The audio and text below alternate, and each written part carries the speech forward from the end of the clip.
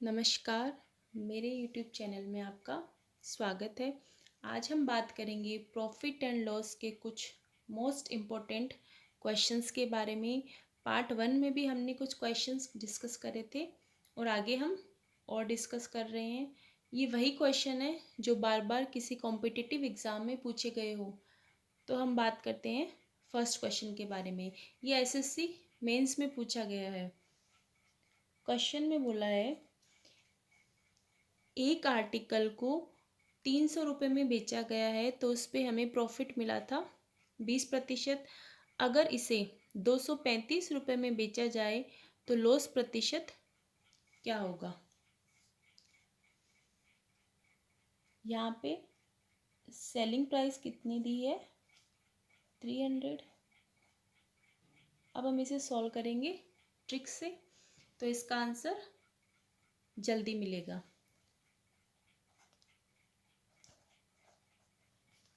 20% की fraction value होती है 1/5। डिनोमिनेटर रिप्रेजेंट करेगा कॉस्ट प्राइस को, कॉस्ट प्राइस 5 है। न्यूमरेटर रिप्रेजेंट करता है, अगर प्रॉफिट है तो प्रॉफिट को रिप्रेजेंट करेगा और लॉस है तो लॉस को। तो यहाँ पे प्रॉफिट हो रहा है तो ये रिप्रेजेंट करेगा प्रॉफिट को। तो अगर प्रॉफिट हो रहा है तो सेलिंग प्राइस कितनी मिली, 1 ऐड होगा तो हमें मिली 6। हमारे अकॉर्डिंग सेलिंग प्राइस है 6 और क्वेश्चन के अकॉर्डिंग 300।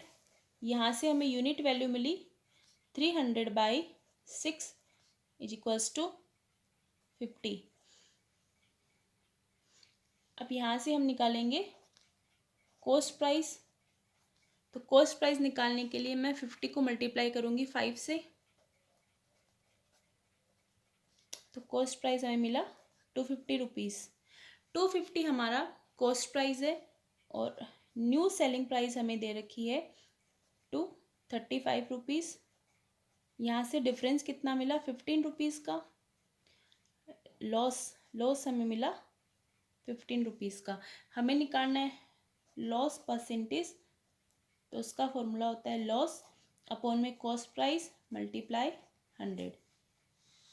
15 divided by 250 multiply 100। इसको सॉल्व करते हैं। 5 2 ज़ा 10, 5 5 ज़ा 25। लॉस प्रतिशत मिला 6। Option D is correct. ये था फर्स्ट क्वेश्चन। अब बात करते हैं सेकेंड क्वेश्चन के बारे में। After allowing a discount of 12.5%, a shopkeeper makes a profit of 20%। 12.5% की छूट देने के बाद भी 20% का लाभ हो रहा है। अगर 210 लागत मूल्य है तो हमें निकालना है अंकित मूल्य। डिस्काउंट हमें दिया है 12.5% का, इसकी फ्रैक्शन वैल्यू होगी 1/8। डिस्काउंट हमेशा हम कैलकुलेट करते हैं एमआरपी पे, तो यहाँ पे जो डिनोमिनेटर है वो रिप्रेजेंट करेगा एमआरपी को। तो यहाँ से एमआरपी हमें मिली 8 और सेलिंग प्राइस कितनी मिलेगी 7, क्योंकि ये डिस्काउंट है। प्रॉफिट हमेशा कैलकुलेट होता है कॉस्ट प्राइस पे, तो प्रॉफिट है 20% का। 20% की फ्रैक्शन वैल्यू होगी 1/5। डिनोमिनेटर रिप्रेजेंट करेगा कॉस्ट प्राइस को। अगर कॉस्ट प्राइस 5 है तो यहाँ से सेलिंग प्राइस मिलेगी 6, क्योंकि प्रॉफिट हो रहा है। अब हम रेशियो बनाते हैं कॉस्ट प्राइस, सेलिंग प्राइस और मार्क प्राइस का। अगर कॉस्ट प्राइस 5 है तो हमें सेलिंग प्राइस मिली थी 6। अगर मार्क प्राइस 8 है तो हमें सेलिंग प्राइस मिली थी 7। अब यहाँ पे डबल सेलिंग प्राइस आ रही है तो हमें इसे इक्वल करना पड़ेगा। इक्वल करने के लिए हम 6 और 7 का एलसीएम लेंगे। 6 और 7 का एलसीएम आया 42। 42 एलसीएम आ गया।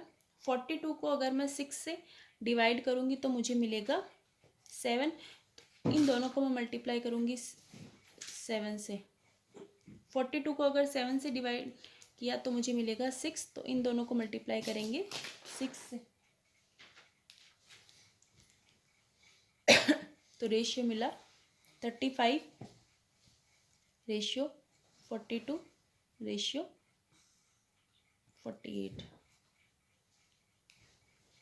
ये मिला हमें तीनों का रेशियो। अब क्वेश्चन में हमें दे रखा है कॉस्ट प्राइस, तो हमारे अकॉर्डिंग कॉस्ट प्राइस है 35, क्वेश्चन के अकॉर्डिंग 210। यहाँ से यूनिट वैल्यू हमें मिली 210 divided by 35 is equals to 6। हमें निकालना है मार्क प्राइस, तो मार्क प्राइस का रेशियो है 48, तो मार्क प्राइस निकालने के लिए 48 को मल्टीप्लाई करेंगे 6 से, तो ये हमें मिलेगा 288 rupees. Option A is correct. Sorry. अब बात करते हैं थर्ड क्वेश्चन के बारे में। Pooja wants to sell a watch at a profit of 20%. If she bought it at 10% less, then sold it 30 rupees less, she still gains 20%. Then the cost price of watch will be.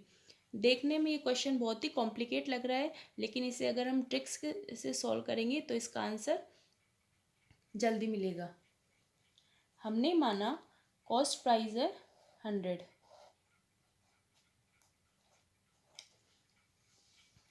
अगर 100 cost price है और 20% का profit है, तो यहाँ से हमें मिलेगी सेलिंग प्राइस मिलेगी 120। मैं इसको नाम दे रही हूँ SP1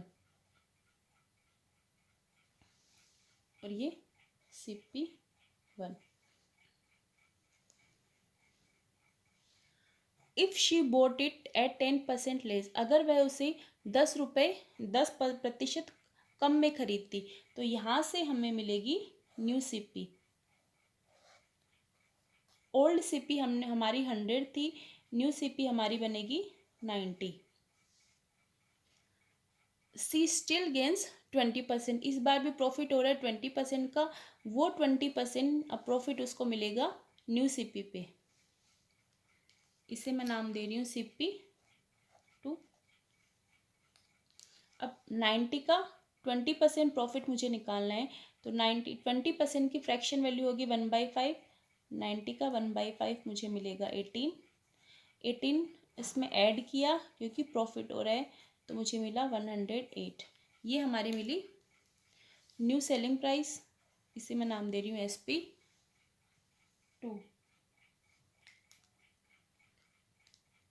अब यहाँ पे डिफरेंस कितना है 12।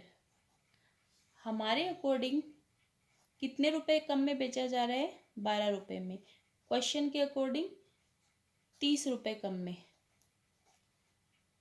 यहाँ से हम निकालेंगे unit value 30/12 is equals to, इसको ऐसे ही छोड़ देते हैं। अब हमें निकालना है वॉच की प्राइस, हमें निकालना है CP1 निकालनी है, कॉस्ट प्राइस ऑफ वॉच, तो जो हमने मानी थी 100, तो यहाँ से हमें मिलेगा कॉस्ट प्राइस, इसे सॉल्व करते हैं 6 2 ज़ा 12, 6 5 ज़ा 30,